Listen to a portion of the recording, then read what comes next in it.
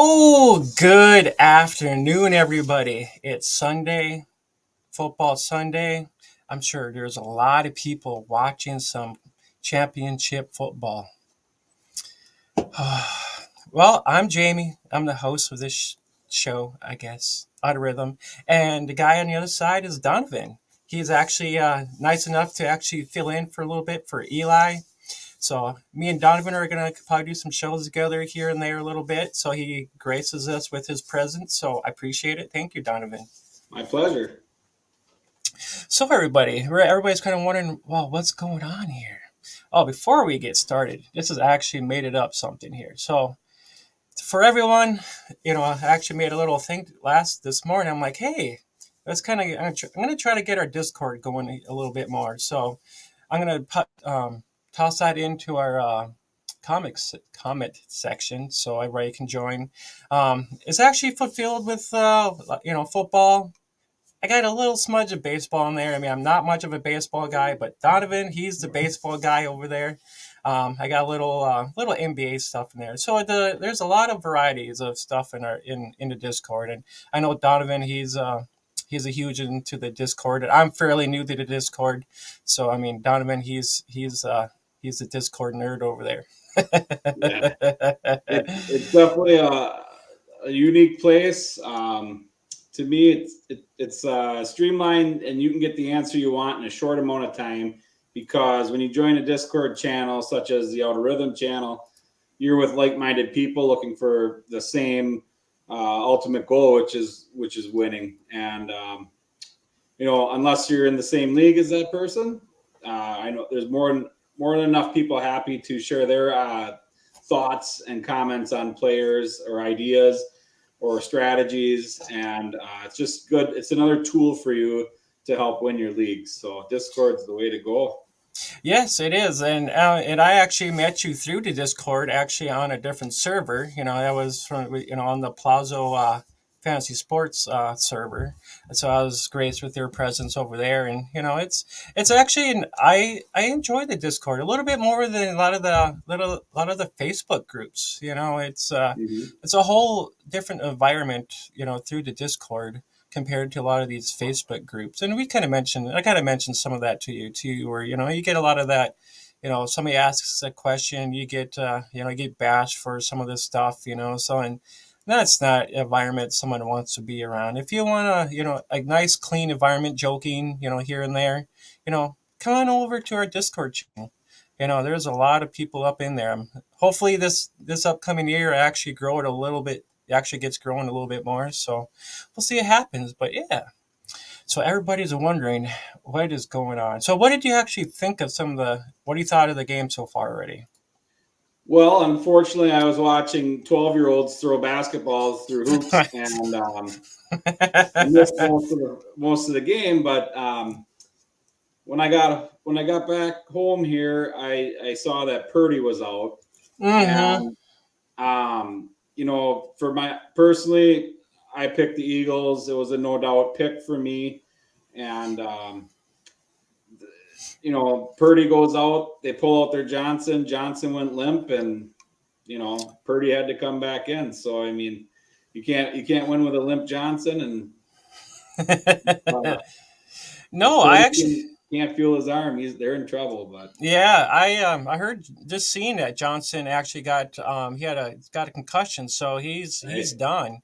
And I just seen it just a little bit of that, first half of the game where Purdy got hurt and whatnot. So I was like, I mean, I'm not an Eagles fan, but the Eagles are looking pretty damn good. yeah, The Niners are not really able to do too much right now. I mean, McCaffrey had that one little end there for the first half done. He had that touchdown, but they did not look great. That's for sure. no, and Eagles defense is playing up, and I don't want to say that the Niners quit, but it's not looking it's not looking like they're up to the fight anymore. But Oh, yeah, yeah. I just happened to take quick look here. 28-7 now. So yeah, I think it's done for the Niners. There's no chance for them coming back anytime soon. That's for sure. But I'm kind of, I'm not an Eagles fan, but it's nice that the Eagles could, they might be having another Super Bowl title, but it's hard to say. We'll have to see who's actually on the other side now once this game gets over with, with the Chiefs and Bengals. So that is going to be very interesting. I did some figuring out for a pick'em pool that I'm in that goes through the playoffs. A guy I know runs it on stone, chiseled and stone yet. It's nothing online. It's pretty old school. Yeah. But I tried to figure out because we don't use lines, so it was straight up, and Yeah. you can never count the Chiefs out. And the Bengals are playing; they're hot, man. I think they won eight straight coming into the playoffs, and boy, but when you look at points allowed, home, away, everything you can, and Vegas's line is one or Yep. was one when I was looking, and they nailed it. It is literally a coin flip who's going to win this game. Yeah. Well, I mean, I know the Bengals have beaten the Chiefs, already in this, in the season. So I think this one is going to be a very, interesting game to see which team gets off, which team gets, the good start. And I'm kind of rooting for the Bengals for them. It's kind of sucks for them that they ended up, lost and losing out on the Super Bowl last year and whatnot. So the Rams were just a kind of a better team then, and I don't Yeah. know. I'm rooting for the Bengals, but the Chiefs are always one of those teams that are always looking good, no matter what happens, because they got all the weapons. Yeah. So I mean, it's Mahomes' just. ankle. I actually seen something with maybe Kelsey maybe not playing. I'm not sure. He It's something. hurt his back Friday in practice, so Oh but yeah, I think he's game. I don't know if that came out yet. yeah. Active, yeah, I did. He's active, so Yeah, I seen something a little bit. I'm not sure. I just seen something along the lines of, um, I just seen a little notification that something he might be playing. Not sure yet. So that's going to be huge if Kelsey doesn't play. I mean that's one of Mahomes' hugest weapons. I mean he's got a few other weapons too, but I mean they pass the ball around quite a bit. But Kelsey is kind of one of his main targets. he'll take a couple goofballs. He'll be out there. Oh yeah, I'm sure. But overall, yeah, it looks like that the Eagles are going to be going to the Super Bowl. The Niners did not look good, so I'm sure everybody was hoping for that. Purdy. This was supposed to be a good battle between these two because they were showing some college highlights between these two, and I was just like, "Woo!" I never seen it. I did. I know I myself never seen the two play. I seen Purdy play. Last year before he got drafted. I seen some of his college play, but I never seen those two, play each other. So that would have been kind of cool to see. I'd seen highlights of that game, and Yeah. I think Iowa State beat them. I'm not sure exactly. I can't remember exactly in the highlight there, but I seen just a little bit of that. But yeah. Anyways, I suppose we should probably this is kind of an AFC kind of ranking show, so I guess we can kind of get into just a little bit of some of that stuff, I think, unless you have some more comments on some of this. I was just gonna take a drink of the not a sponsor Mountain Dew Pitch Black and tell you how disappointed I was in that match last night. uh, That was a lot of hype for those who watched the Royal Rumble. A lot of hype for this Pitch Black match, and nobody knew the rules and nobody knew nothing. And boy, it was to me a letdown. I enjoy was watching it? WWE. The Roman Reigns tribal chief, the bloodlines. That is 2 years strong. That they're making money hand over fist on that. Oh, But I'm sure then they are. you you screw something up like this. They made a big cash grab at Mountain Dew, in my opinion, and Yeah. not a sponsor. And I don't know, that match is extremely underwhelming, and in my opinion, so is the soda. I unfortunately I didn't get a chance to watch some of that, but I just kept watching my Twitter feed to kind of see what was kind of going on because I was, and I in the midst of doing some graphics and stuff like that, getting all that stuff all hand done and ready for tonight or for today, and doing a little bit. I did a little bit this morning and whatnot, and then I just kind of catch there was a YouTube I think it was about 30 minutes, just recap the whole thing. And I was more surprised at the end that Sammy just straight up took a chair to Roman. That was priceless. That's story writing right there. That's textbook. That's what had to happen. It had to happen. Yeah, so now I'm just kind of curious to see what happens Monday night. So that's going to be the interesting storyline. It's just like Jay walks out and him wants no involvement and all that. So I'm like, ooh. So I'm a betting man. Roman Reigns goes into like rage mode, if you will, and he goes on a terror stream. That's how I feel, and it's going to be his downfall. I think somehow his rage is going to cost him some. In the end, that's kind of how I see it. But well, with Cody being the Royal Rumble winner, maybe we'll have a new champion in April. There's a good chance my wife would be very happy. Hey, I don't mind the old Stardust and now the new Rhodes. So I'm hoping to see him win some gold. I was happy that he pulled out the Shattered Dreams last night. That was pretty cool. Yeah. So I'm a fan of him. Him coming back. Well, I watched him a little bit in the AEW. He kind of built himself up over there a lot more, and then him getting released over there to come back to WWE is very huge in my eyes. What's that? Let's dig in. Yeah, let's dig in. All right. So let's do some of Donovan's. So we're talking about some quarterbacks here for kind of next year. We did some rankings and whatnot, and so here's Donovan's 1 through 5. So let's kind of dig into this a little bit. So I see you got Watson at number 5. That's kind of surprising to me.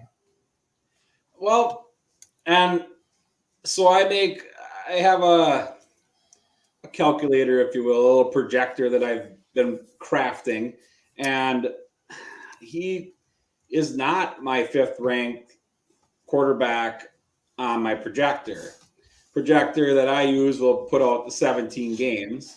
Yeah. But so he doesn't have the most points. That said, I don't know, he had a whole year off, so he's probably more fresh. He didn't take a lot of abuse this year. He now is going to have this kind of chip on his shoulder.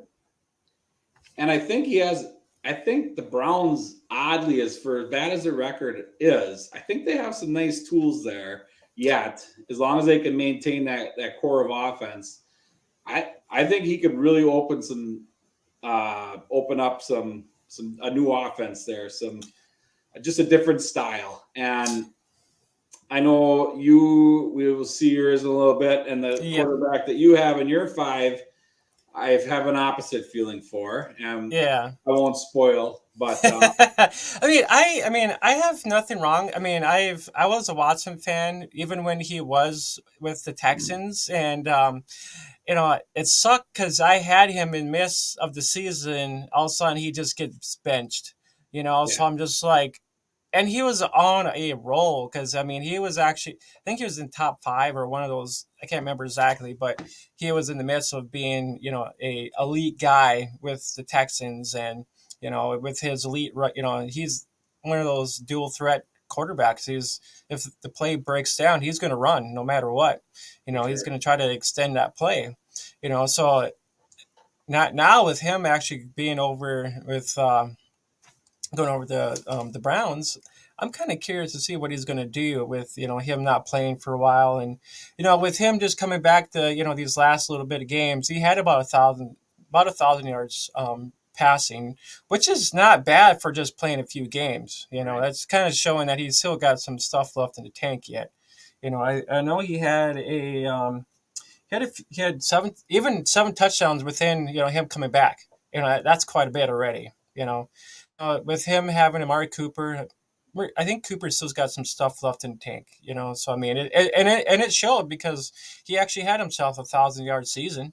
Mhm. I think there is. I know they got some other guys, but I know the tight end is pretty decent over there. The running back is they had those they had Nick Chubb and Kareem Hunt, but unfortunately Kareem Hunt might be he's like I'm out of here, so he might be going somewhere else. I actually been a fan of Kareem Hunt because when he was with the Chiefs, I mean he's an elite back. He could be the number one guy if when it comes to it. The Chiefs would be a good spot for him if that were the case to go back there. I think I too am a Kareem Hunt fan, and I was sniffing out trades prior to the trade deadline with his name being thrown around, but everybody was way too high priced on him, rightfully so. I didn't want to gamble my future in dynasty leagues for that, and I'm glad that it happened how it did because I would have been sorely mistaken on the rest of the season. Yeah, but I mean, for a little bit there, I mean, those two guys were, they were doing, they were good dual threat, both 1-2 good, 1-2 punch, Yeah. so both of those two running backs were, they were up at charts, most of the week, so I mean, all of a sudden, they kind of fell off a little. I mean, Chubb not so much, but Hunt, yeah, he kind of dipped off a little bit, toward the end there. So but they were a good dual threat. Both 1-2 punch there. I kind of like that. So I'm kind of curious to see what Watson might do. I mean, you kind of have him up there. I'm just still a little hesitant a little bit myself, but I'm Yep. still. I know. I see you got Herbert though at number 4. I see you got your Allen number 1, Holmes 2, Burrow number 3. Mine's gonna probably be a little bit different for sure. And I know Mahomes is a lot. A lot of people put Mahomes at that number one, and it makes sense. The guy throws 5,000 yards and 40 touchdowns a year, right? Oh yeah, he had about 12 interceptions too. I mean, it was a little high, but I mean, he's not. It shows that he has control of the ball still to a point. So I mean, he's a fairly accurate passer. He actually completed about 435 passes, and that was actually a 67% rate. So it's goes to show. I mean, he's an accurate passer. I have him projected next year for 5,080 yards and 40 TDs and 12 interceptions, But what sets me apart in between Allen and Mahomes is, I have Allen for 700 less yards and 5 less touchdowns throwing, but Yeah, it's 400 more yards rushing. It's, yeah, it's twice I, as many attempts that he rushes, yeah. 7 touchdowns you don't get every year, but Josh Allen's almost like that's just almost figured right into his season total before he even starts. Oh He's yeah, just most definitely. he's just so big and so agile. And yeah, maybe it's aggressive, but what is he going to be? I think he's 27 next year. Yeah, but he's still fairly young yet. So So he's not quite to that. 28 when he gets 28 years old and he's taken multiple seasons of getting beat down. I'll start tapering back on his yards, but I don't think the touchdowns ever go away. He's just too big, and that's where you make your hay. 6 points a crack. You know what? If you're in a 4 touchdown league, throwing makes him even more valuable. So yeah. Yeah, and he has some rushing upside. I mean, just looking at looking at both of these two guys, Mahomes had about almost 300. He had about 350 yards rushing. Allen not so much. He had about 250, but they both had some rushing touchdowns. Mahomes had 4. Josh had 5. So they do got. So I mean, they do got once they get closer to the red zone, and if they need to, I mean they're able to punch it in too if they need to. So there's a little bit of they got a little bit of that rushing ability a little bit to them. Allen maybe a little bit more because he's a little bit bigger. Mahomes, he doesn't try to do that too much, but he's got a little bit of that capability. right on. But I see you got Burrow here at number 3. So Burrow, You like him a little bit more than Allen?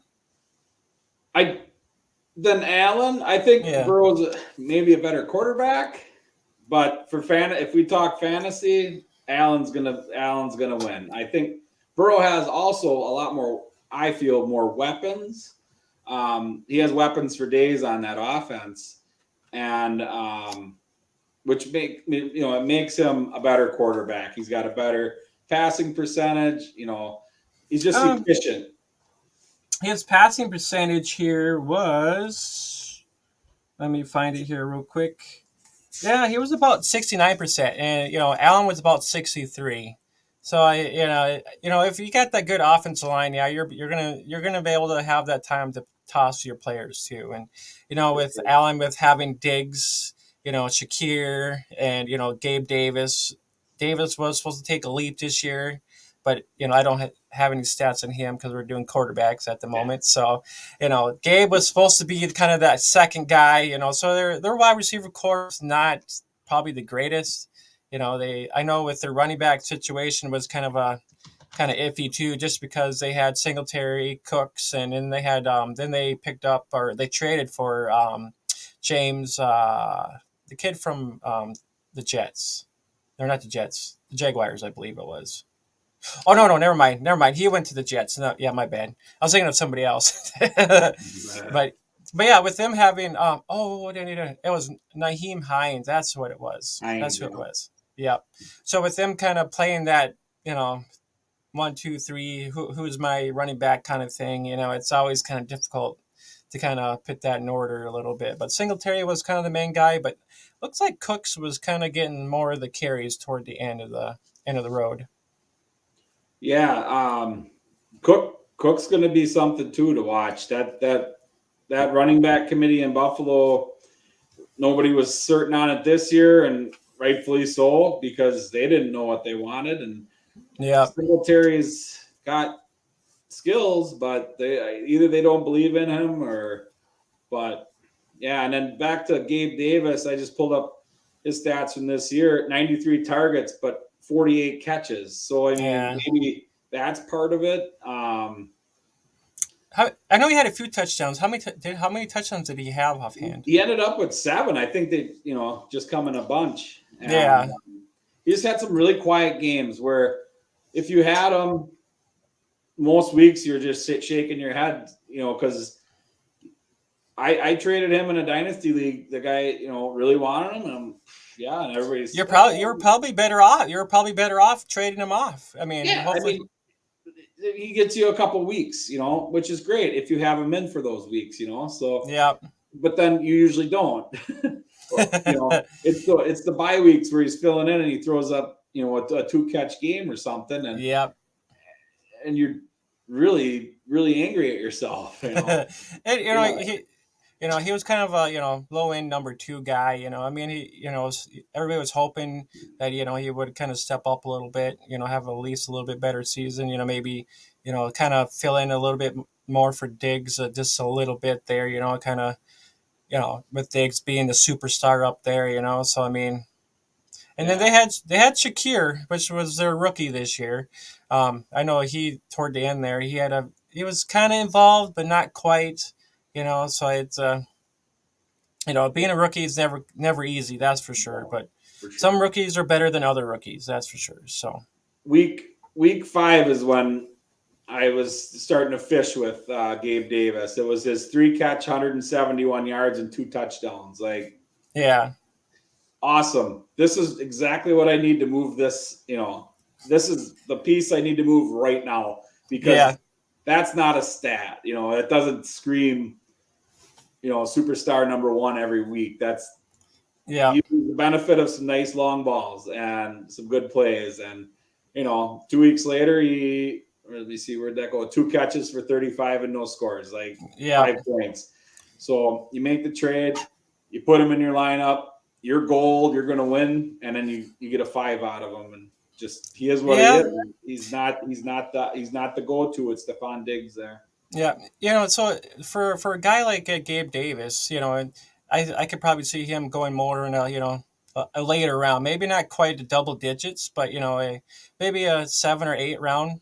you know, varying on league size and whatnot.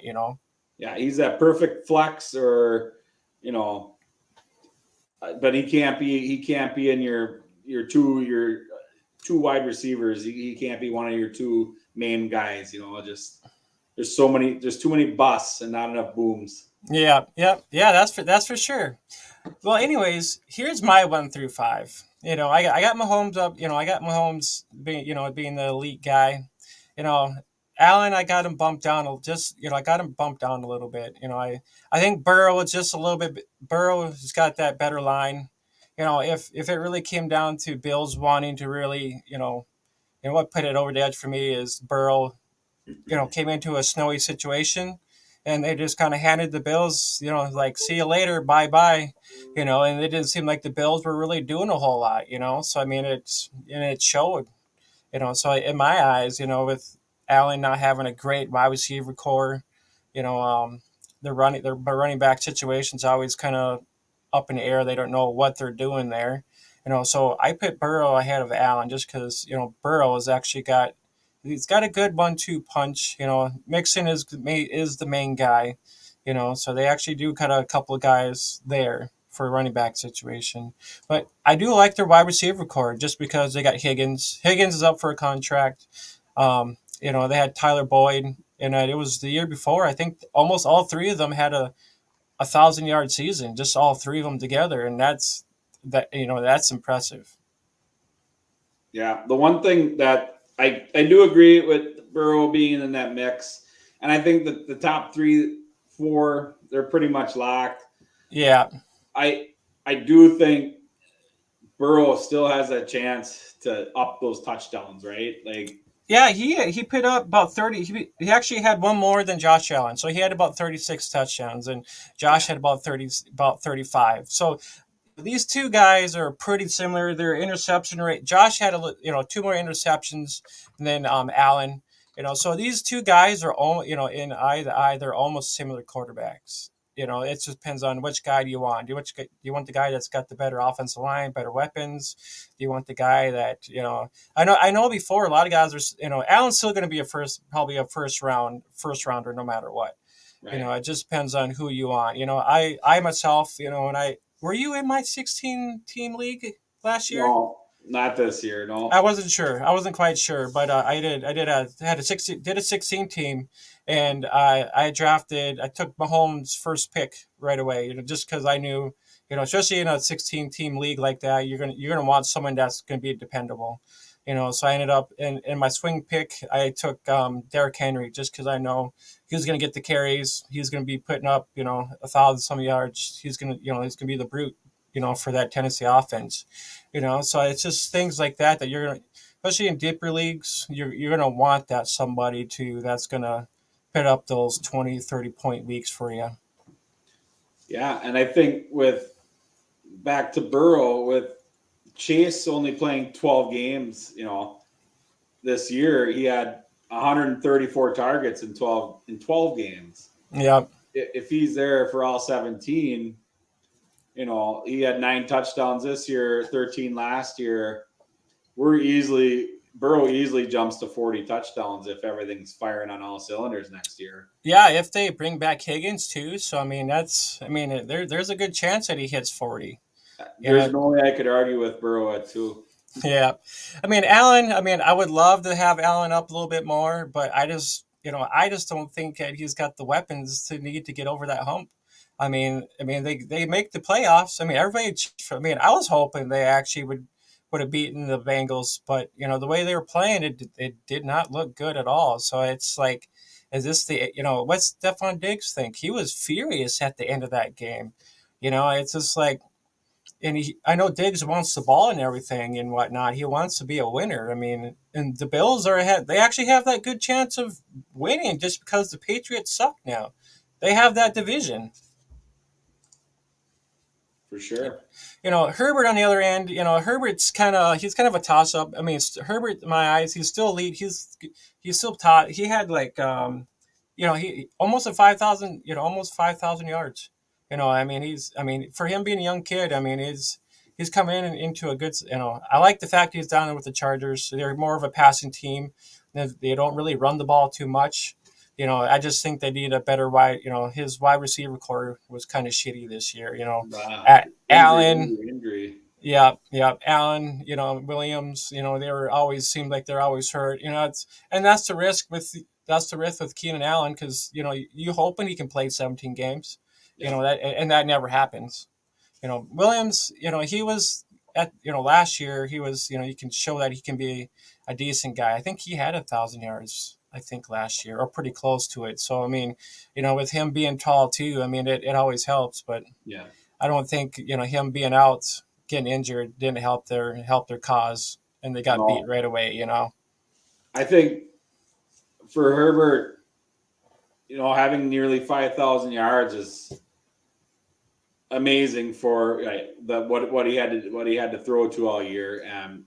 But then on the other side, I think it's where the touchdowns show. He only had 25 touchdowns this year, and I think that's kind of Yep.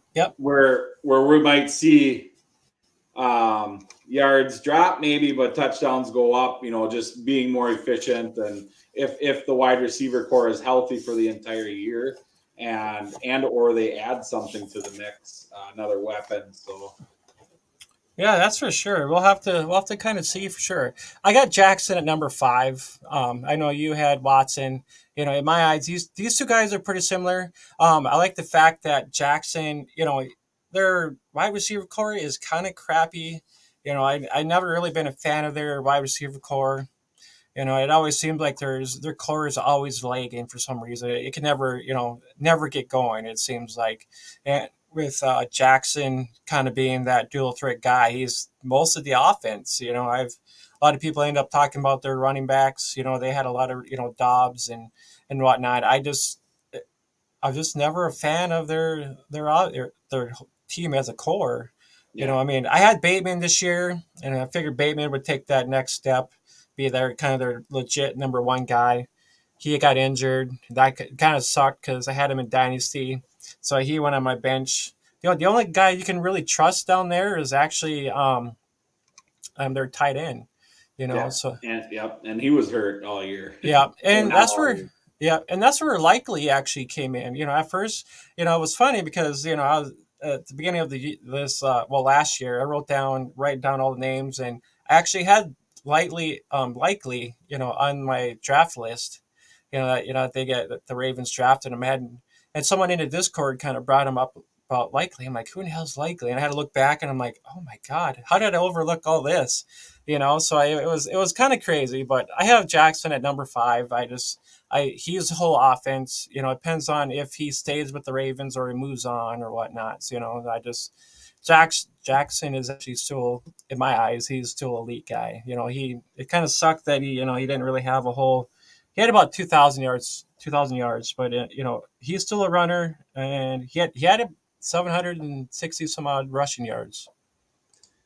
Yeah, and like I said, my projector has Watson ahead of, or I'm sorry, Jackson ahead of Watson. Yeah. But much to what you had just said about the receiving core, and that's where, and the comments after that game, boy, if Jackson would have played, we would have won. I just think there's just a lot going on right now, and at some point we got to figure out what he's really made out of, right? Yeah, that's very true too. I mean, I seen him a little bit with the Cardinals back in the day. What kind of rusher he was. I mean, he did a lot of rushing. He didn't do a lot of passing, but I mean, you Yeah. can tell that he was his feet were his weapon. So I see you got Jackson at number 6. So this both of us are vice versa. So I see you got Tua, Lawrence, Tannehill, and Wilson at number 10. So for me, Tua's, who knows? Will that guy ever play again? But you gotta stick him in for now until we hear, right? Oh yeah, most definitely. He's another guy that potential for days, but at this point, that's some scary stuff. And I wouldn't be shocked if his name disappeared. I will tell you that Teddy Bridgewater won't be at number 7 if that happens, but yeah, that's. But if he's on, he has so many weapons. He does. Waddle and Hill, that's a cheat code, and That is. you can't double cover both of them, right? So No, and I think those two are actually a little bit better than the Chase and Higgins a little bit because it's just the fact that those two are actually they actually got their speed on it, speed and whatnot, yeah, and I'm trying. I think if I remember right, both of them were in the top 10 for receiving yards. I think Waddle might have been 15, but I'd have to double check on that for sure. But from what I remember, I believe they were both in the top 10 for receiving yards, which is crazy. yeah. Then we got Lawrence, and you know things are starting to click for Trev. He had 4,000 yards this year. Like things are starting to come together for him, and they got a scrappy little team down there, and it was really good for his stock. I traded in a super flex. I traded Trevor Lawrence early this year when he was struggling for Nick Chubb. Ooh. So who did you get back in return for when you traded Lawrence? Chubb, straight up. Oh, so I mean, overall, I mean that's not bad. You're getting some, getting some running back, So I mean, Chubb is decent enough, So I mean, that's, not a bad trade at all. Then. No, it's a decent solid trade. It's a 12 team super flex. Yeah. So, but I rolled the rest of the year with Andy Dalton. Thankfully, he was the quarterback all year. Most of the year, and then yeah, there's a couple weeks. So I mean, and it's a rebuild. When you start down a sleeper rabbit hole, you end up with 45 teams in this. As soon as they know you're active, you're doing another rebuild. But yeah, so I come in the next season. I don't need to worry about running back. I just need to find another quarterback. But will it haunt me because he's so young and getting better? All of a sudden, he got really good on me. Yeah, he did, and and the downfall is, it looks like I forgot to write down his stats this year for this ending season. Lawrence? Yeah, I must have overlooked him. I know how I did that, but I did. Yeah. So now I don't have anything to go on. I mean, I just know that Lawrence. I know that with his first year with that college college coach. Yeah. That was train wreck. It was. He should have stayed with Ohio State. Shouldn't have even gone to the NFL. You can just tell that he was more of a college coach and was just more involved in wanting to party and whatnot, into that college scene really. And with Lawrence actually getting a legit coach, it really showed the difference. And I was very impressed to actually see, the Jaguars scrapping is the way they did this year. I liked Kirk quite a bit just because he came from Arizona and I know he had some talent, and I was a little high on him a little bit because I like the fact that he was kind of a lone ranger over there, being a tall guy and whatnot. So I was curious to see what he was going to do this year with the Jaguars after getting a nice contract, and he did not disappoint.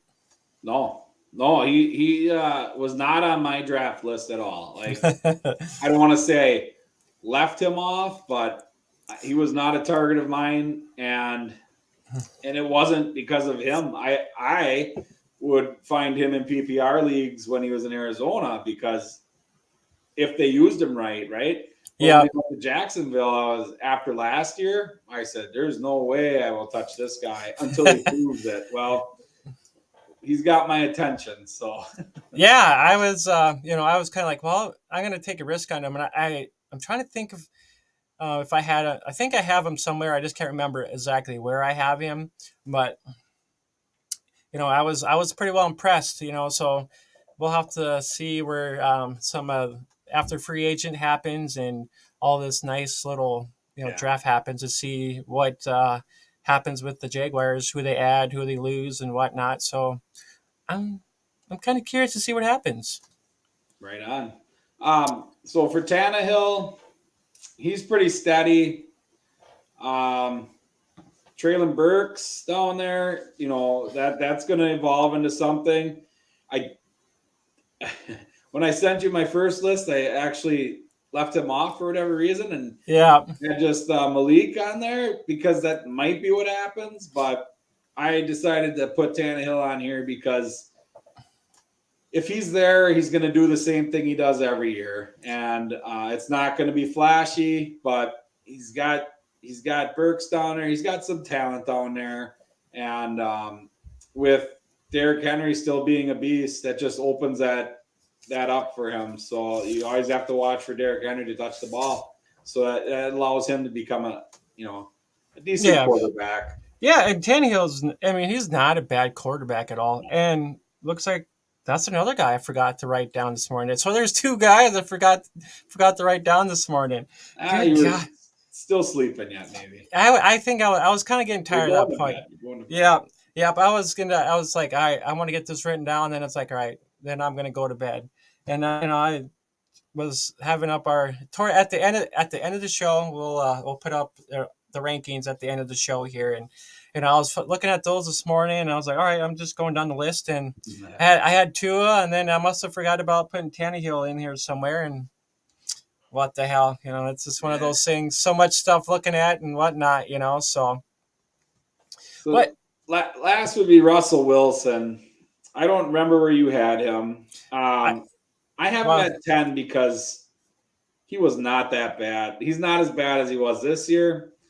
So then there's a lot of shaking up going on in Denver. So, and then you got Judy and Sutton being injured on and off. Like, yeah, I think if they can gel this year, running back was a hot mess. Like they just had so much going against them.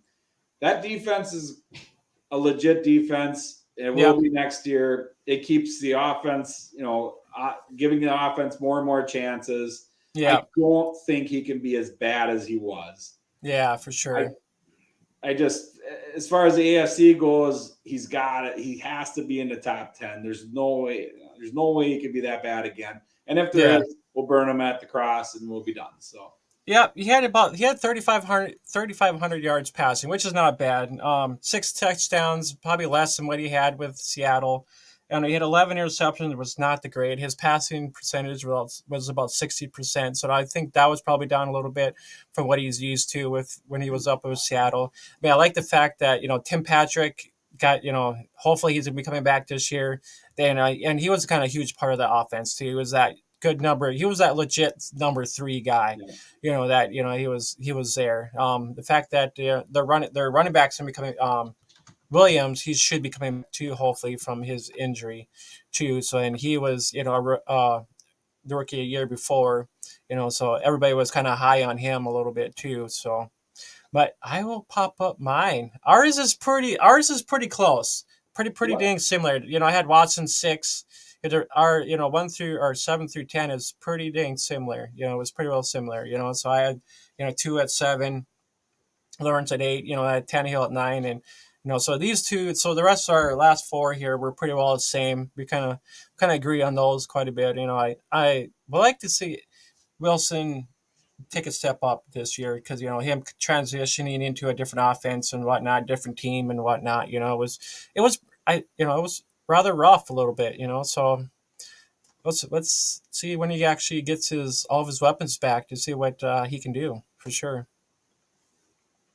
All right, let's hit up with the last 11 through 16.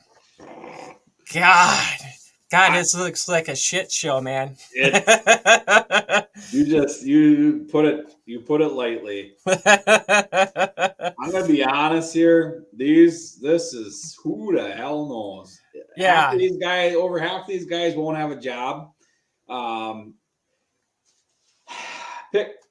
Pickett's got a job. That's why he made it to 11, right? Mac Jones didn't go ahead of Pickett because I'm not a Mac Jones guy personally. I think we've seen enough from him and that often. Unless Belichick's gone, then maybe I don't know. Maybe Mac Jones throws for a couple, but they do what they do every year, and because it works, well, it didn't Yeah. this year, but it's the same thing. I don't think we see Mac take the next step. I don't care if they bring a quarterback in, which they, or I'm sorry, a wide receiver or tight end in, which they probably won't. And it just that's where wide receivers and tight ends go to die. Yeah, and it's kind of a bad, sad thing there with with the Patriots, just because they're passing, them not having an elite quarterback. They're you never know what they're always going to do. You don't know who's the running back's going to be, who's going to get the bulk of the carries there. I mean, it's always one of those two things when it comes to Mac Jones. And the sad part is they actually have a rookie he's seen a little bit, but he wasn't quite active throughout most of the season. Jacoby Myers, Yep. he's actually on the end of his contract. So do they bring him back? Does he go somewhere else? Is he going to stay there? I mean, I think Joby Myers was their, one of their least best wide receivers up there, anyways. Parker, he didn't do too much. No, not what everybody thought he was going to. I know he was a fairly hot sleeper, late round, late end of the draft guy. Grab him, but he put out exactly what you thought he was. He was your first dump, Yeah. Yeah. So Davis Mills would, if he were to stay in Texas, would just still slot ahead of Mac Jones for me because we don't know what to expect from him. Ellinger has Pittman and he has some wheels. I don't think he's going to be the quarterback there. I don't think that's the route they're going to go. I don't know what to do with Matt Ryan. I can't imagine he won't come back because he's going to have a huge payday. But I don't know. Stidham won't be the quarterback for the Raiders, but he is now. Yeah. I've had a thought. Wouldn't it be weird if Aaron Rodgers ends up in Las Vegas to play with his buddy Tay again? Yeah, right. I've heard I kept seeing speculations here. That I know that the Packers might be moving off of Rodgers, and is he going to land with the Raiders? Is Brady going to go to the Raiders? Is he going to be a Jet? So it's kind of like, well, you're gonna have to wait and see. It's hard. It's really hard saying. Toss a lot of these things out there because you just never know. And we got Zach Wilson on the bottom. He is a terrible quarterback and should just stick with the MILF and stay off the football field. We have another Johnny Manziel on our hands. He's a party boy, huh?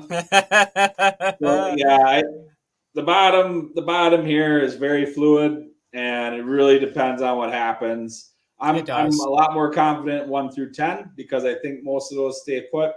The bottom, Mac Jones will probably stay at 13 no matter what. Yeah, I do like Pickett. I like Pickett, So I think he's got something there for him, just kind of coming in, being a rookie. Trubisky, he was supposed to be the main starter, but he didn't look that great. So it was pretty much his job to lose. So them with Big Ben not being there this year, I kind of figured, they were going to be kind of a mess. Trying to figure out who their quarterback was going to be for the next year, and who So there was a lot coming from from this team this year. I think opposing defenses really challenged Pickett as well, and Najee was off, right? So I think the defenses took Najee out of the game and forced Pickett, into situations that he isn't ready for. So hopefully an off season of growth, and yeah, for sure, he can get out there and be a number 11 in the AFC quarterback. All right, let's do my 11 through 16 quick. I got Jones just ahead of Pickett, just because their offense, their offense does, it is good when they actually get things going. It's they got that core there. That's they got more of a structure there. With the Steelers not really knowing what they were doing, which made it hard. Mac Jones has been there for a while, so he's kind of been in a Cinderella story there a little bit, So in my eyes, Mac Jones is number 11. Pickett, I think he's got some challenges ahead of him yet, but I think he can be a good quarterback overall. I like Pickett. I like some of the things that he was doing this year. I like the Pickett to Pickens. That was amazing. So I mean, if you think about it, I was actually Devontae Johnson, I think it is. He had a lot of catches, but he didn't have no touchdowns this year, which was kind of crazy for Yeah. him. For him being their number one guy, him not getting any touchdowns this year was kind of crazy. I did not like it for some odd reason, and it's Pickens had quite a few touchdowns. I was like, what? It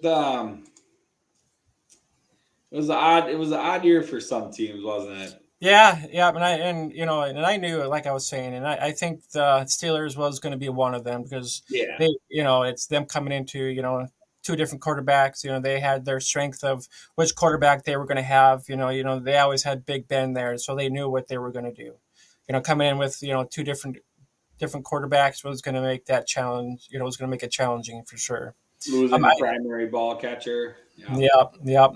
That Claypool going to the Bears this season, and then Pickens, he actually, I think Pickens is going to be somebody a lot of people are going to be trying to shoot for this year.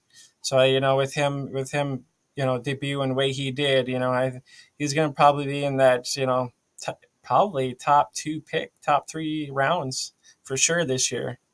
With Kenny Pickett being so inaccurate, it made George Pickens a highlight reel, right? Yeah. Pickett had yeah, he had about about 2,400 yards, which is not bad. He had 7 touchdowns, 9 interceptions, but his passing rate was about 63%. So I mean, not bad, but not knowing the offense that well, he's he's still young. Tomlin put him in manageable, just was a manageable situations.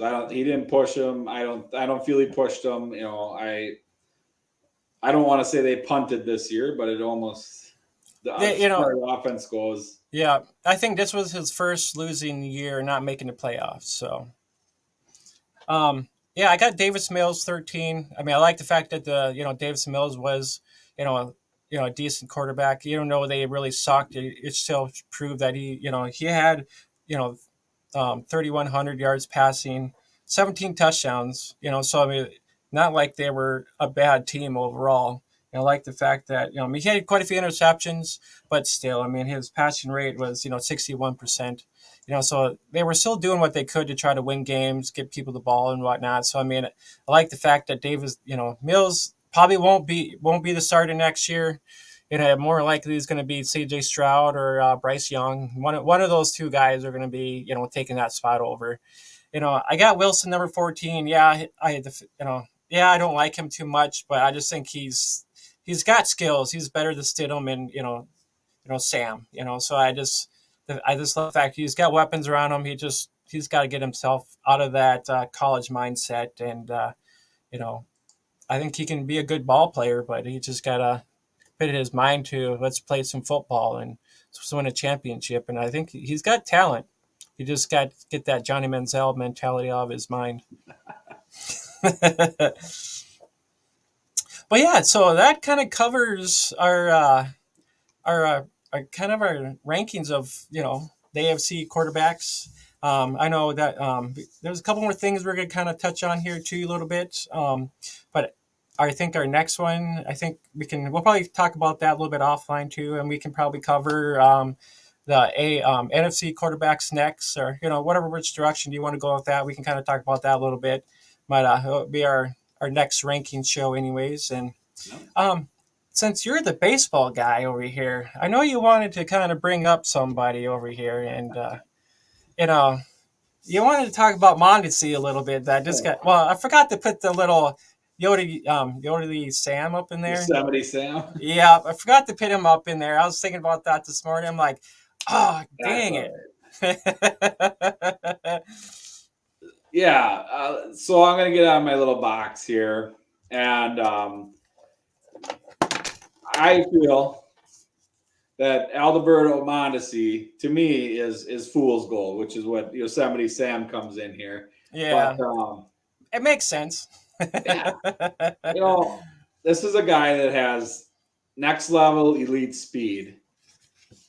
However, the only season he's close to ever finished every game was the 2020 shortened season because he only had to play 60 games. Yeah.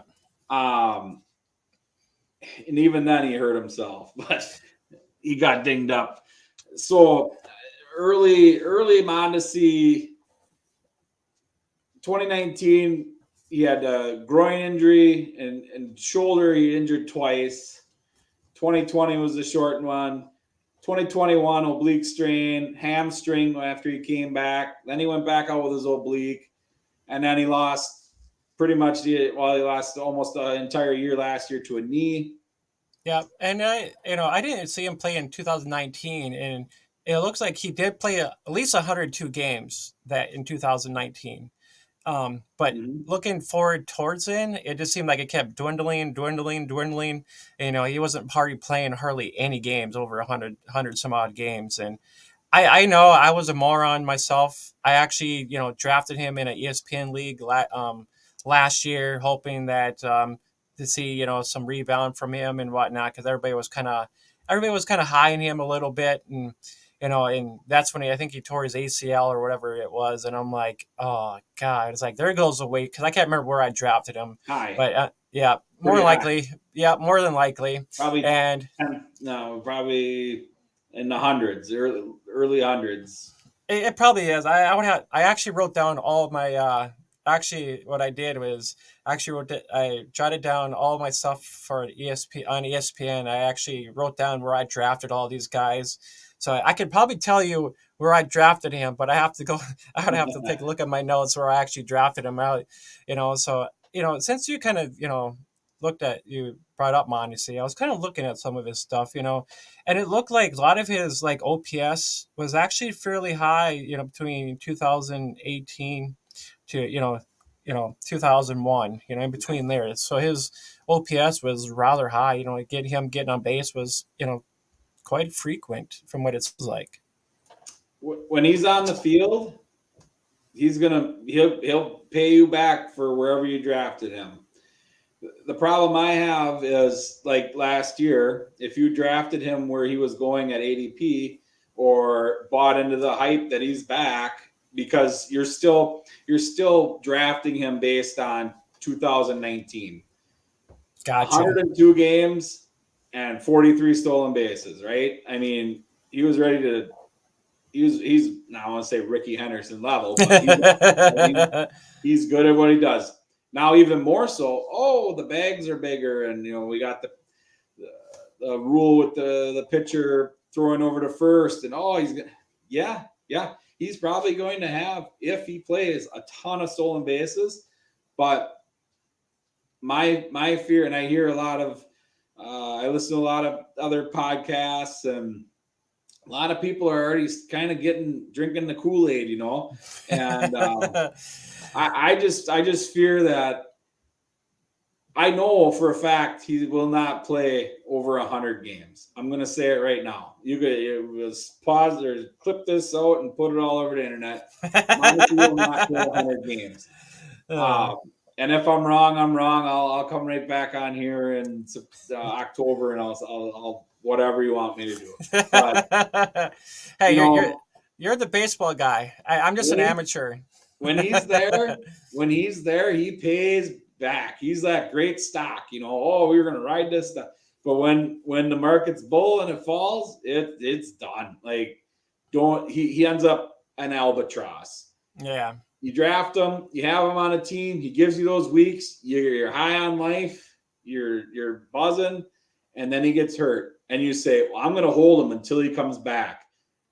If you don't have an IL spot, even worse, he has to go right away, right? Because he just can't stay healthy. Yeah, I know. I held on to him for a little bit to figure out if he really did tore his ACL, if what was the cause, and I was just remembering I was it was pretty. I think it was April.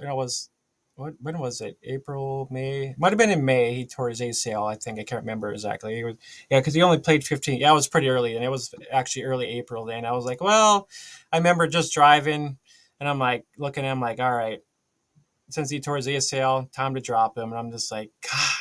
So I was not happy, and I can't remember who I picked up and replaced for him too. So it was kind of a bummer to see, you drafting some guy him fairly high, and now you can't use the guy, and it kind of a blowing draft pick for you. And when you have him, he's in that middle infield, third base area. I don't know where he's going to qualify. I don't even know if he had enough at bats to qualify. Oh, I was kidding. But wherever he sits, like, don't draft him as your one. I think his current ADP, I think, was like 233. So if you're in a 12-man league, it's one of your last picks. Okay, that's a good gamble. I play in deeper leagues. Yeah. I can't do that. I just can't. I can't put myself up for that failure. I'm very risk adverse when it comes to drafts. I like my, I'll have one guy maybe. Like last year, my guy was Robert. Whoops, that was terrible. He was injured. He was my second round pick. It was a bad year. So so in deeper leagues,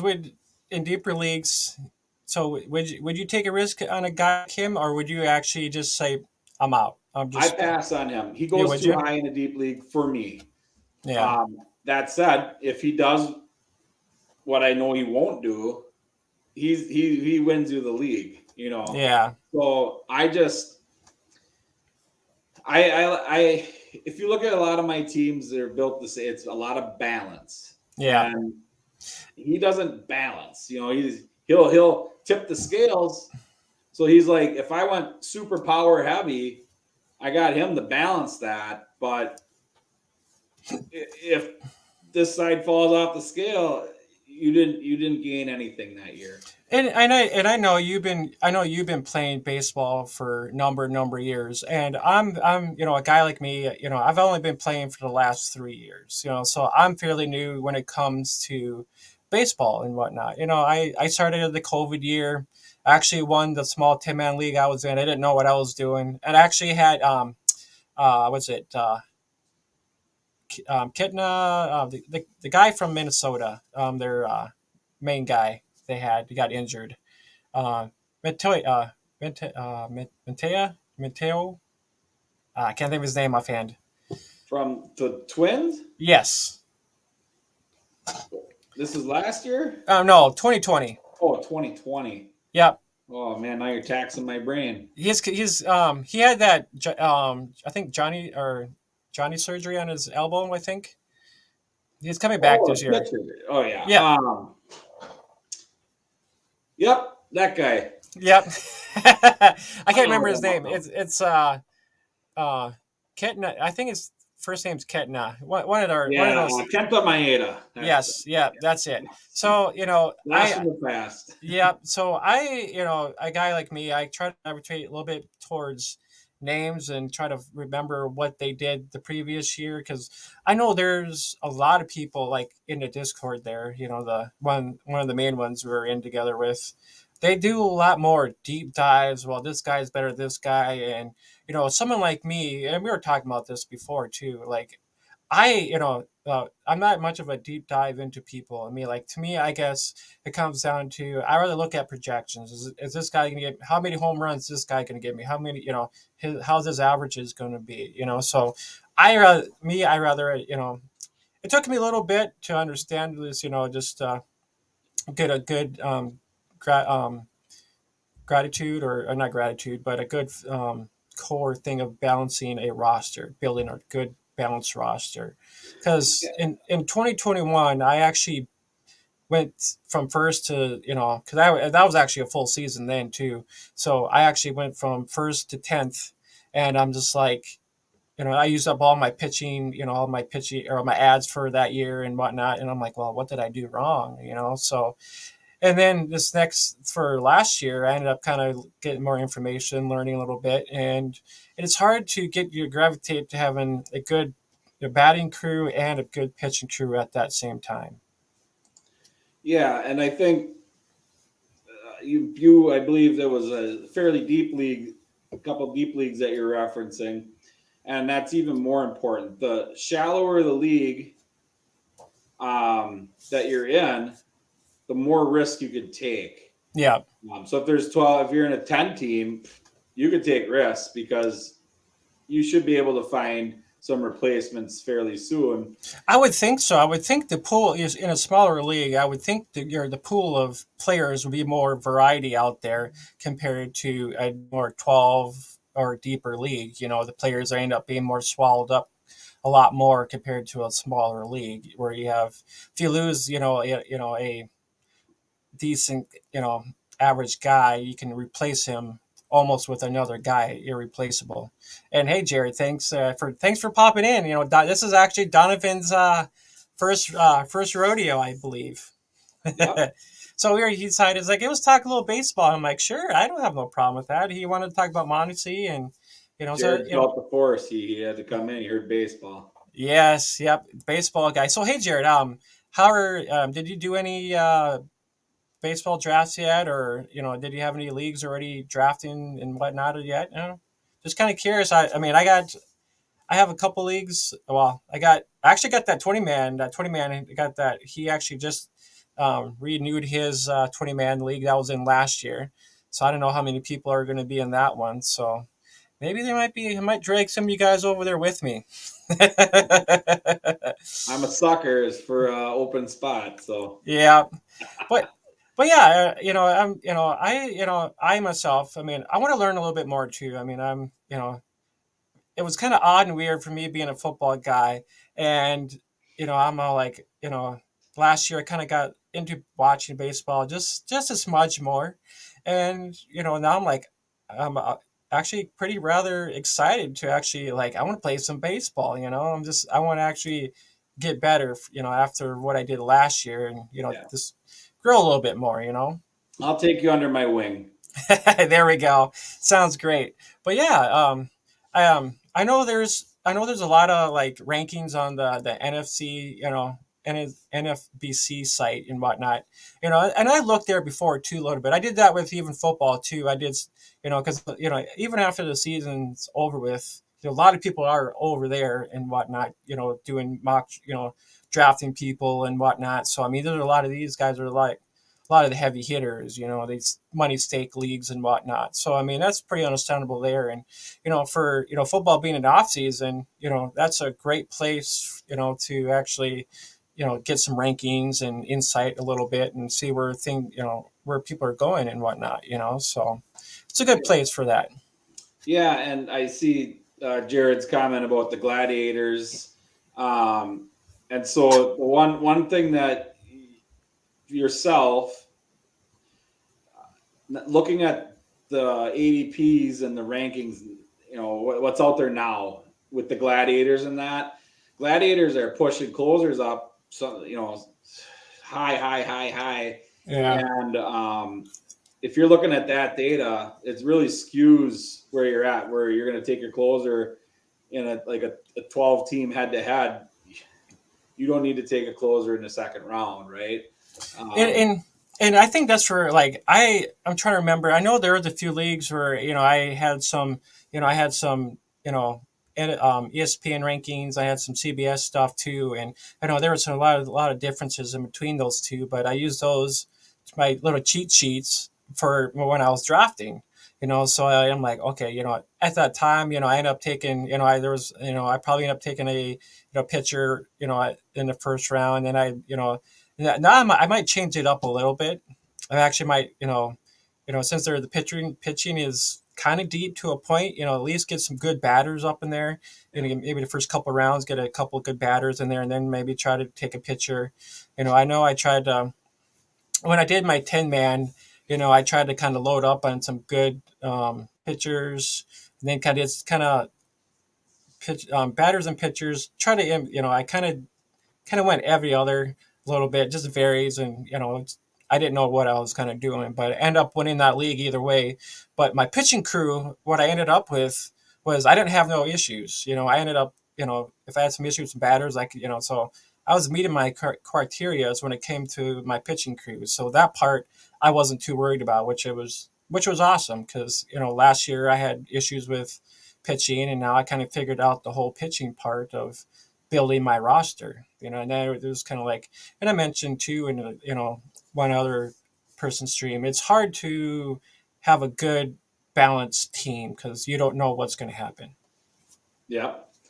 Yeah, that right. And that's why though I do lean towards the balance so that when you lose one piece, you're not drastically because like I say, if you draft Mondesi and you lose Mondesi and he's what you were counting on for stolen bases, that's done. Where I like to look at those 2020 guys, they're a lot more valuable to me. Now, if you can get a couple of those in a head-to-head format, one guy's going to get 2 stolen bases where the other guy might, not have any. Yeah. Mondesi might get you 4, but if you don't have Mondesi, you still got the guy to get you 2. Like, yeah. So when you build a head-to-head, you want to make sure you got enough. You want to make sure you got 6 solid categories, right? Yeah. So you can win that 6-4 every week. Roto is a little different. Points is another. It's totally different too. I prefer head-to-head formats, but I've the only place that I've actually played points was actually on ESPN, and the difference that I noticed is that you rather have pitchers over batters just because the pitchers are going to accumulate more points with strikeouts and saves and whatnot. They're especially the innings that they play or whatever. So every strikeout they get is an added point to your point system. So I mean. I don't carry a bench bat in points. Yeah. I wouldn't even worry about a catcher. I don't even worry about a catcher. Yeah. So in most points leagues, you're carrying more pitchers than batters because I was explaining to you, the day before that, you might have one batter that might get you 10 points, but on average, most of these batters are getting you either 1 to 5 points tops. No matter if they're playing every day or not. So I mean they're not the heavy hitters when it comes to points. For sure. From what I noticed, anyways. So if you had a choice, what do you think between kind of comparison real quick too? This was just kind of on the fly. Jazz, Chisholm, and Mondesi. Because that's a good question. I'm going to take Jazz, even though he has his own injury issues. Again, I'm watching Mondesi fall apart in front of me. Mondesi and a pane of glass ran into each other, and Mondesi shattered. Okay, so yeah. Now Chisholm, we don't know yet, but maybe there's your risk. Maybe that's your risky pick of the year. But Chisholm he's got a lot of swag coming. So yeah, he does. I know. I was trying to draft him wherever I could last year, and I only gotten maybe one share of him in most of my leagues, and he did well for a while until he got injured. So now what's he gonna be like this upcoming year now? I mean, I know he kind of was tossing in some of those stolen bases there a little bit. Probably not as much as Mondesi, but that part I wouldn't know. So I mean, would you think that these two players could maybe have almost the same stolen base numbers? I think Mondesi, if they're both, let's say they both play 100 games, Mondesi's got him in stolen bases hands down. But now, if you want to talk about the balance, I think Jazz has that pop that you're looking for. Mondesi's. I don't even think he hit a home run last year. He only had 15 games. Yeah, I don't think he did. I'm not sure. 2018, Mondesi hit 14 home runs and stole 32 bags. Then the next year, everybody was gaga for him. Yeah. He did that 102, 9 homers and 43 bags, right? But, and in 2020, 6 homers and 24 stolen bases, which led the entire baseball with 24 stolen bases. But we're not going to see, he could be a he could be the 1050 guy or the 1550 guy, but he has to, back to that again, he has to stay healthy. Where Yeah. Jazz, in 2021, he was 18 homers, 23 stolen bases Yeah, on I was. 124 games. Yeah. Exactly what I look for is his batting average is a little low, if you're in the batting average league, but having that 2020 is awesome Yeah. for me. That's how I like my builds. If I have Yeah. a bunch of 2020 or 3015 guys, Yeah. And last I year. Oh, go ahead. and I was just gonna say too. I was like, I can't remember what my 2020 team was because if I would have known that some of my 2020 team was, I probably would have been looking a little bit more into some of that stuff. And I mean, I'm more of a football guy, or so a lot of I know a little bit more about the football side of stuff. Yeah. And and it's nice to have you come in here and because you've been doing baseball for a while. And so maybe we can touch a little bit on baseball just a little bit here, toward the end of the show too, a little bit, and which I don't mind because I rather learn a little bit too because I know a lot of people know a lot of stats and a lot. I mean, with football, there's not as many players, but when you get to baseball, there's a lot more variety of players to which can be overwhelming. I have spreadsheets of minor leaguers. God. I just stumble across the names every once in a while. I'm nowhere near as good as a lot of these analysts for prospects, but just I have the spreadsheets. I try to rank them myself. I try to watch how others rank. I keep this information and just to look at it, just to stumble across it, just so everything's fresh in my mind. Yeah, which is Um, true, and that's what someone's got to do. I know, like I'll bring up our next guy here quick too. yeah, Paul Blackburn. I was, I know I'm a little intrigued with him a little bit because I kind of had him off and on last year a little bit. He had himself some wins, he had some losses, but in my eyes, he was a good streamer if you needed someone for that day or how many games they had. He was a good streamer fill in to meet your criteria if you needed to. You know what I mean? yeah. For me, yeah, I'm interested to see what happens there if he's going to be, if he's the dude.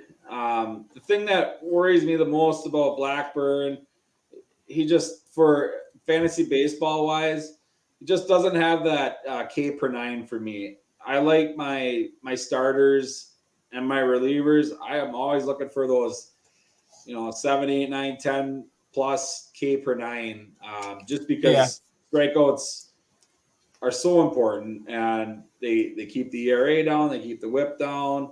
And if they're a category, well, that goes without saying, right?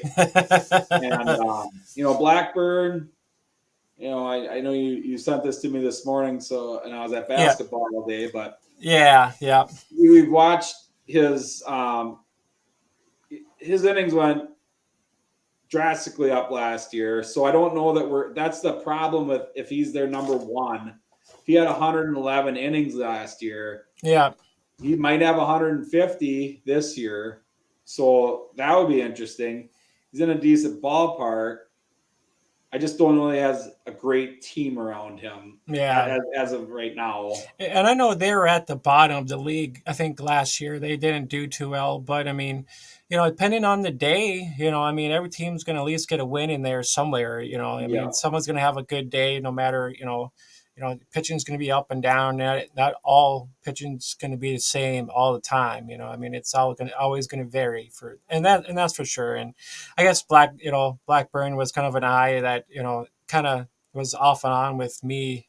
I added him, dropped him, and then kind of Yeah. toward the end, I just kind of held on to him just because, he was getting some strikeouts. His ERA was a little high, but he was getting you to strikeouts and he was getting a few wins in there. Yeah. I had him here and there as well. On none of my larger, deeper keepers or dynasties, not by design, but I just haven't had the opportunity or whatever. And, Yeah, he's a serviceable pitcher. Interesting to see what happens this year. They had him. I think he was an all-star last year. Yeah, I'm not. Yeah, I'm Seven not. wins, and 21 starts. Yeah, I'm not So, sure exactly on all that stuff, but you're the baseball guy. I'm not. I'm just an amateur. well, But we'll see. He did up. He has upped. He was ahead of his career average in strikeouts per nine. So maybe he's got a couple tricks up his sleeve. Maybe he learned a new pitch. That's something I haven't done any deep dives on Blackburn yet. Maybe I yeah, will. yeah. But Well, with Cole Irvin, not being there, maybe that's he's gets that bump up a little bit, and I had a couple shares of James Capirlian too, so it's brilliant, yeah. so Yeah. He's definitely one to keep an eye on. But another case of we're going to watch his innings creep up. Let's see, he was so he had 119 innings in 21 and 134 last year. So we'll see that progression increase. He's easily a 150 inning guy this year, and in fact, I would not be surprised if at the end of the year they call him the number one starter. But oh, that'd be something to see, kind of see how the A's. So if I'm pretty sure a guy like Blackburn and James Caprillion will probably be probably not drafted in smaller leagues. I'm sure, more than right, likely. there'll be that bench rotisserie guy spinning around. So when in deeper leagues, you think somebody like him would be actually taken in a deeper league? Yeah, yeah, he'll be in that 20 man. He'll definitely be there. Yep. I'm dra- Pitchers, and if they're pitching, like you say, you always have that chance to stumble in a win. So I'm just gonna tell you now. Better not be drafting Blackburn because he's mine. I'm taking them. That's the 1-2 turn for me. So Yeah. Hey now, I'm gonna put a stop to that one. Just a little recap, everybody.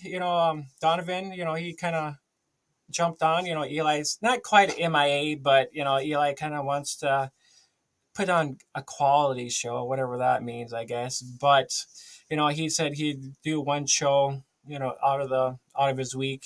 So I'm fine with that, and Donovan and I can, put a show together and whatnot, which I'm happy with whenever he has time. So I'm fine with all of that as long as we get some content out there. Get some people engaged and still football. Baseball is coming around the corner, so we can dive in a little bit with some baseball.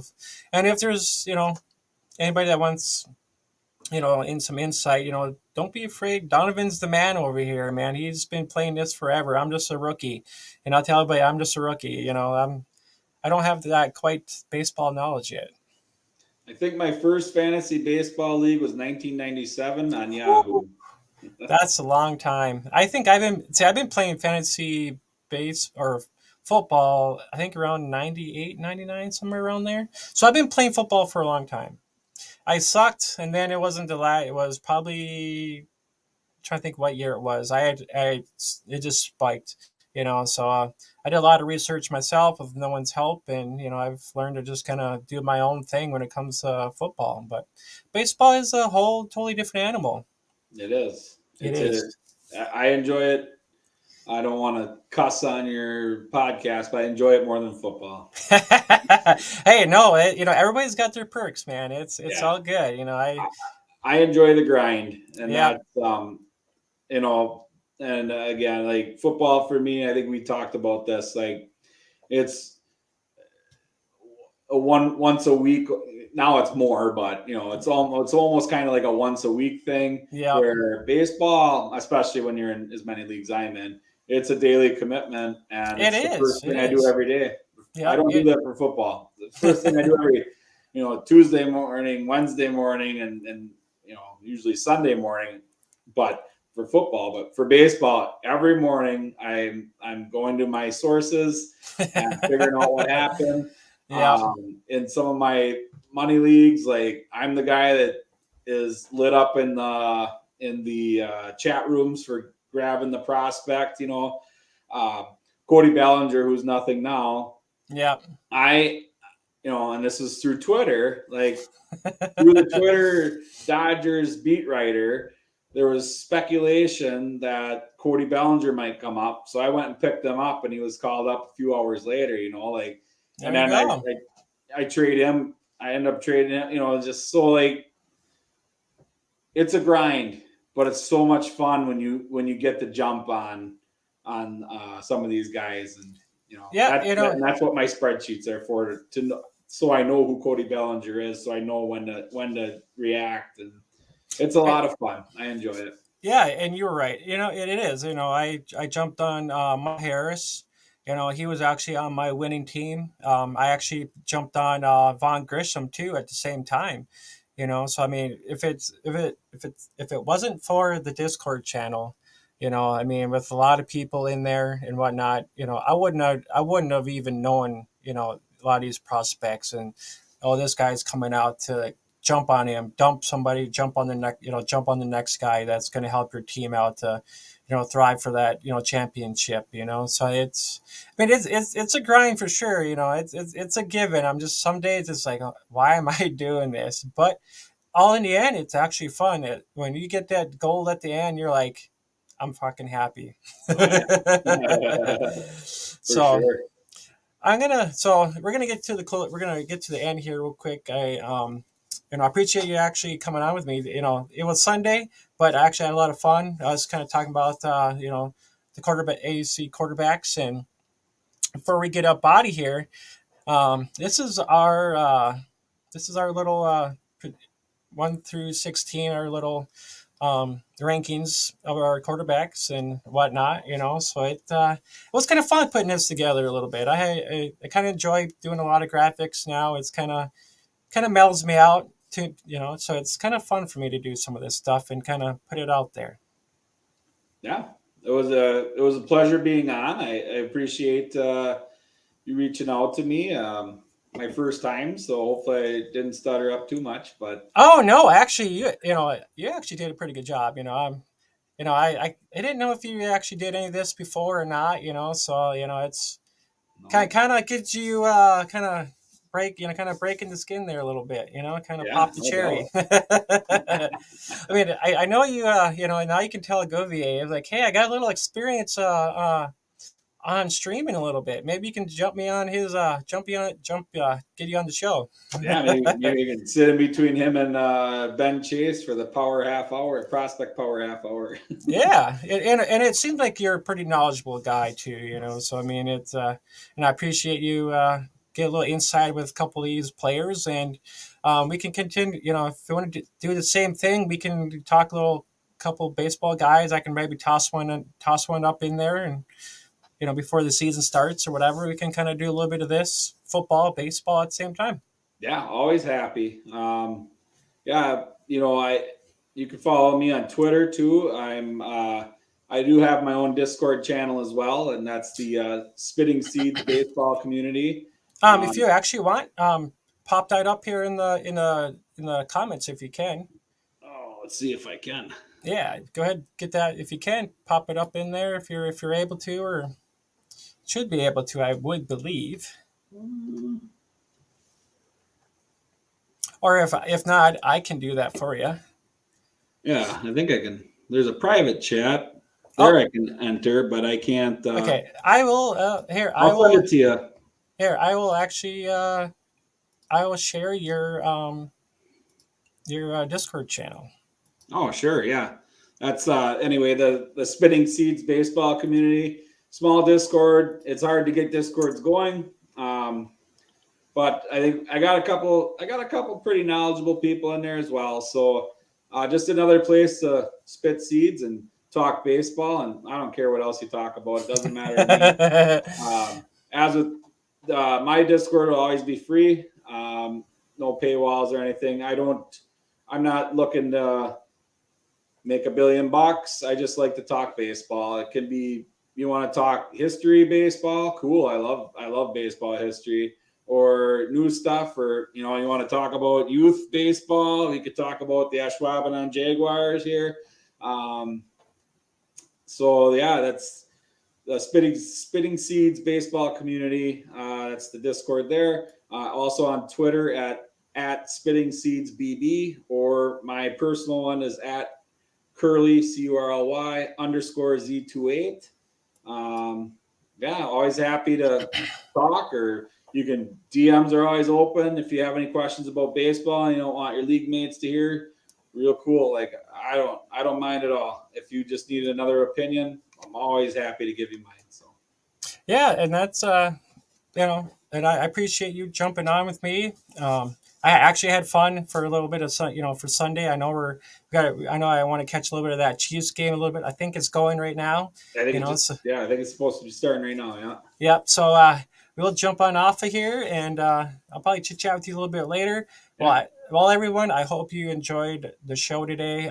We recapped 1 through 5, 6 through 10, 11 through 16 of who we thought of our QB rankings. I think we might do the NFC next, but not quite sure. I'll get with Donovan on that one. So we'll let you know what the next show is going to be. So everyone, have a nice Sunday.